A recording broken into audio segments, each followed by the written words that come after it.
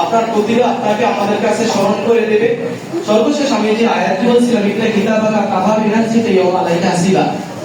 আল্লাহ রাব্বুল আলামিন আমরা যখন দুনিয়া থেকে চলে যাব, তখন আমাদের প্রত্যেককে আমাদের কৃতকর্মে আমলটা আমাদের হাতে দিয়ে বলবেন, এই নাও বান্দা, তুমি যে দুনিয়াতে যতগুলো কাজ করেছো, তোমার এই কৃতকর্মের ইয়েটা তুমি দেখো, তুমি নিজেই তোমার এই কৃতকর্মের ফলাফলটা দেখার জন্য যথেষ্ট।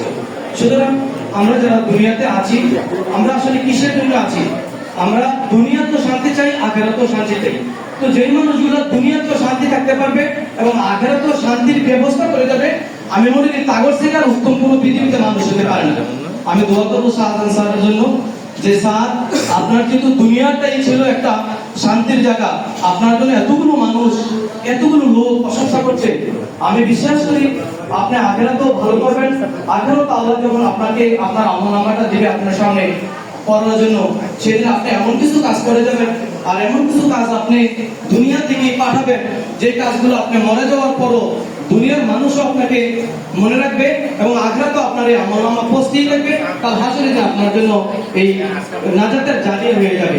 আমরা যে রমজান মাসে রোজা রেখেছি, আমরা কিন্তু সকলেই রোজা রেখেছি আমরা মুসলমান হিসাবে।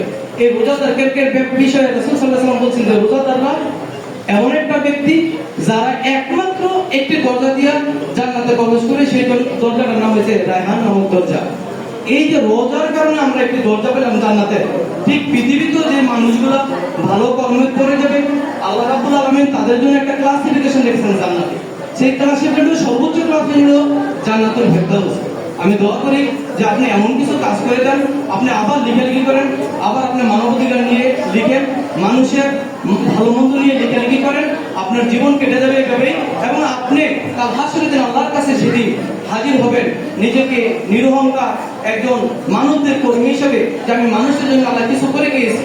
এই জন্য আমি আপনাদের জন্য দোয়া করি, সকলের জন্য দোয়া করি। সর্বশেষ আমি এই কথাটা বলতে চাই, এই শিক্ষার্থীরা তোমরা যারা এই লেখাপড়া করছো, তোমরা একদিন এই স্যারের মতন এই স্কুলে যারা আমরা বিভিন্ন দূর দূরান্ত থেকে শিক্ষা প্রতিষ্ঠানে শিক্ষকতা করছি, এখানে অনেক দূর দূরান্ত থেকে শিক্ষকতা করছে। আমি আশা করবো তোমরা যারা এই এলাকার আছো, এই প্রতিষ্ঠানে তোমরা একদিন প্রধান শিক্ষক হবে, তোমরা একদিন সহকারী শিক্ষক হবে, তোমরা এই স্কুলের হেড হবে, তোমরা এই স্কুলের শিক্ষাদান করবে। সেই প্রচেষ্টা তোমরাও করে যাও। তোমাদের এই তপস্যা এবং তোমাদের এই ভালোবাসা, তোমাদের এই চেষ্টা আল্লাহ কবুল করুন, এই বলে বিশ্বাস করছি। আসসালামু আলাইকুম ওয়া রাহমাতুল্লাহি ওয়া বারাকাতুহু।